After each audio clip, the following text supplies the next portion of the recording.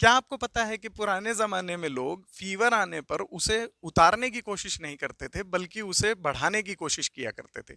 जिसके लिए या तो वो खूब सारी मिर्च खा लेते थे या फिर वो एक मोटा कंबल ओढ़कर लेट जाते थे।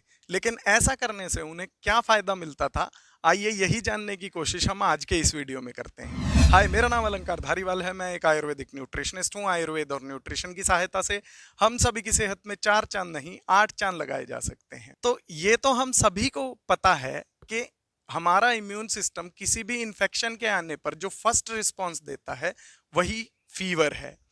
लेकिन इस फीवर के आने पर हमें किस तरह का फायदा मिलता है, आइए यही जानने की कोशिश करते हैं। तो सबसे पहला बेनिफिट जो आपको फीवर का होता है कि ये ड्यूरेशन ऑफ इन्फेक्शन को कम करने में हेल्प करता है।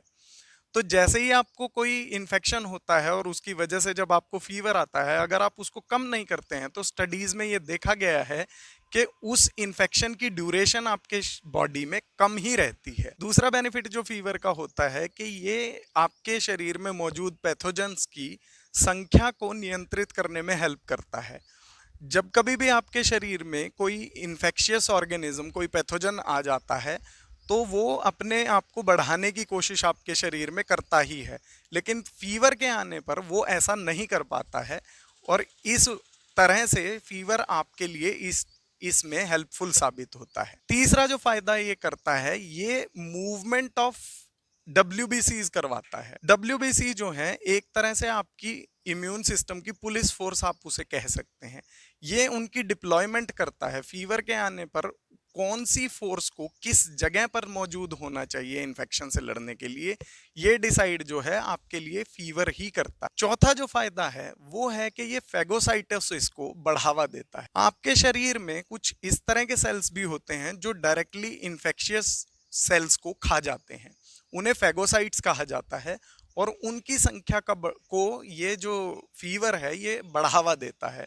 तो इस तरह से भी ये आपके इन्फेक्शन को खत्म करने में हेल्पफुल साबित होता है। अगला बेनिफिट जो फीवर का है कि ये एंडोटॉक्सिन्स को चेक में रखता है।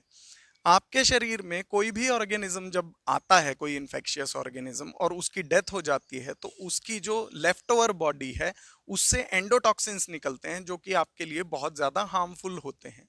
लेकिन फीवर उनका भी ख्याल रखता है और उनको भी कंट्रोल में रखता है। इस तरह से ये आपके लिए काफ़ी ज़्यादा हेल्पफुल साबित होता है।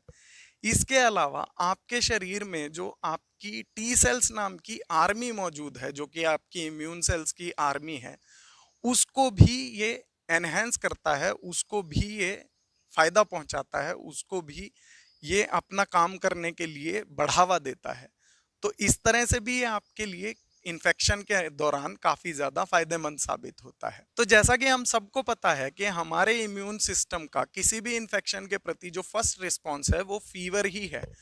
और ऐसे में अगर हम इस फीवर को आते ही कम करने की या कम करने की कोशिश करते हैं, तो एक तरह से हम अपने इम्यून सिस्टम को स्विच ऑफ करने की के लिए ही कह रहे हैं और हम उसकी क्षमता को कम करने की कोशिश ही कर रहे हैं। ये तो स्पष्ट है कि हमें ऐसा करना चाहिए या नहीं, ये आपको इन बेनिफिट से पता चल जाता है कि आपको ऐसा करने की कोशिश बिल्कुल नहीं करनी चाहिए।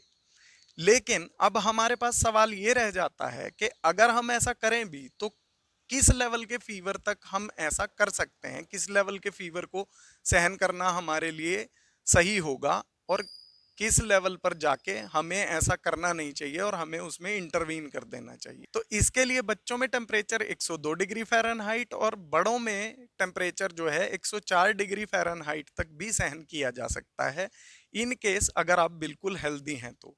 लेकिन अगर आपको किसी और तरह की भी प्रॉब्लम्स हैं तो ऐसे में आपको अपने डॉक्टर से संपर्क जरूर कर लेना चाहिए।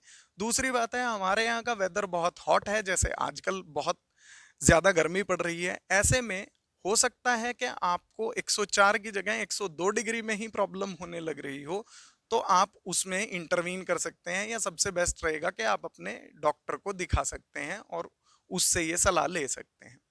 तो आज के वीडियो में दी गई ये जानकारी आपको कैसी लगी, मुझे प्लीज कमेंट बॉक्स में जरूर बताएं। आपने अपना कीमती समय हमें दिया, इसका तहे दिल से शुक्रिया। मैं मिलता हूं आपसे अगले किसी वीडियो में, तब तक के लिए स्वस्थस्य स्वास्थ्य रक्षण।